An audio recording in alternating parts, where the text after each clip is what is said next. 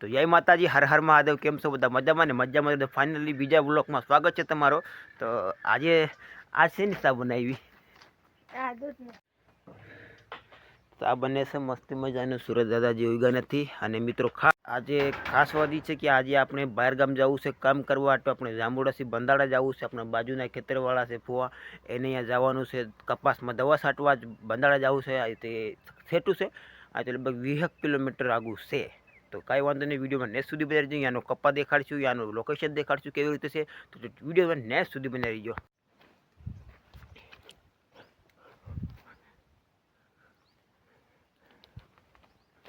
તો આમાં છે ને ચીણા વાવ્યા હતા. ચીણા અમુક જગ્યાએ ડબ્બાઓ પડ્યા. પછી આ કપ્પા રહ્યો ને, કપ્પામાં દવા છાંટવાની. હાલો તો મિત્રો, પાછો કોરોના આવી ગયો છે ને અમે પહેરી લીધું છે માસ્ક. રોહનનું માસ્ક ક્યાં ગયેલા? એને ખિસ્સામાં નાખી લીધું બરાબર ને. અમે બહાર હા बने लेता तो बाजरा रोटा तो खाता है। कल खाई ला हवाई जाएगा। तो मित्रों, रोहन ने थोड़ा अफसोस क्यों है कि बाजरा रोटलो कीधो तो हमें बाजरा रोटलो ना पान नहीं की कई वांधो नहीं भाई बराबर। तो वीडियो में नेक्स्ट सुधी बनी रही। अमे बंदाड़ा गामे आव्या छे दवा छांटवा मेहमान ने घेरे। पाछो बंगलो है यहाँ बराबर है। तो मित्रों, अमारो रोहन जो दवा छांटतो छांटतो छांटतो छांटतो आवे छे। एने आगळ मास्क पहेरावी देवुं छे। हेला मास्क पहेरी ले रोहन।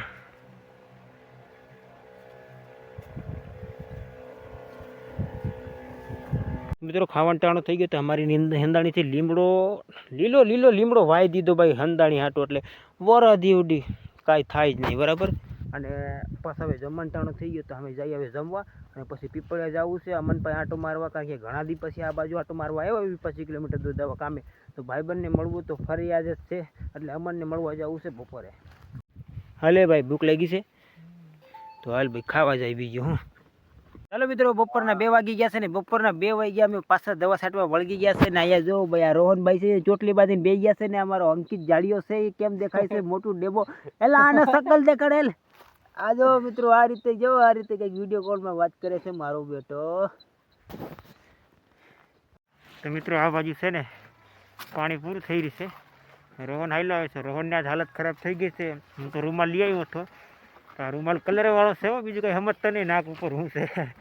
તો હવે ઘેરે જઈએ છે, બંગલામાંથી પાણી ભરવાનું છે માથેની ટાંકીમાંથી। આ પાણી પૂરું થઈ ગયું। કપા મિત્રો કાંઈ ઘટે એમ નથી હો, મોટો બધો કપા છે,